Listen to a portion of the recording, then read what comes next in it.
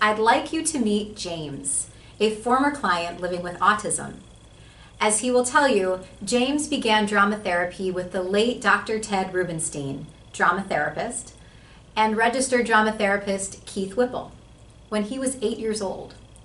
Today, he is a published author, speaker, and activist for the disabled community. I was 8 years old when I first came to ITA.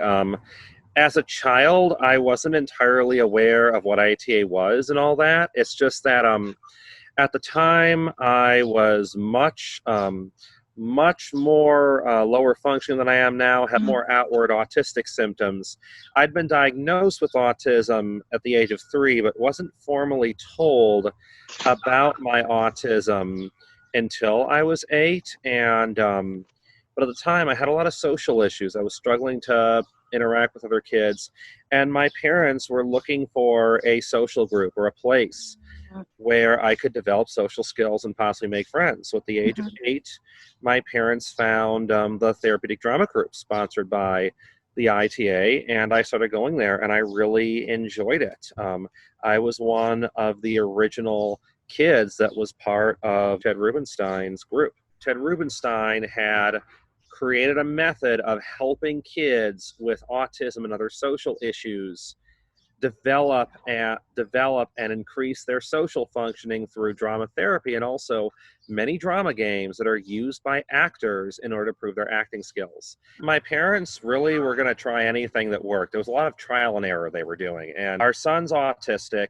We know that therapies can help him improve, but we have nothing to lose. But I think the reason why they chose drama therapy is because as a kid, I always enjoyed imitating voices. I always had some of the inklings of liking performing. I really didn't have like a lot of friends. Now my parents were very ingenious in that they paid kids and teenagers in the community to play with me so I could have social interactions. And they did so because they were of the belief, and research has validated this, that if I wasn't making friends, my brain still needed those social interactions. And research has shown that in-person social interactions are one of the most vital needs for brain development in childhood and adolescence. So I could at least have those interactions, even though as a kid, I had no idea about the payment that was going on. But I learned turn taking. I learned how to listen to other people. One of the big things that Dr. Rubenstein was big on was we all to listen to each other's story, to act out each other's story. It really helped me understand in many ways probably one of the hardest social concepts for people with autism, because this concept is often not instinctive for people with autism, and that is the principle of contextual social skills. So much of acting and so much of improv acting is based on context. Actors actors often have to do things that are acceptable in one scene or another.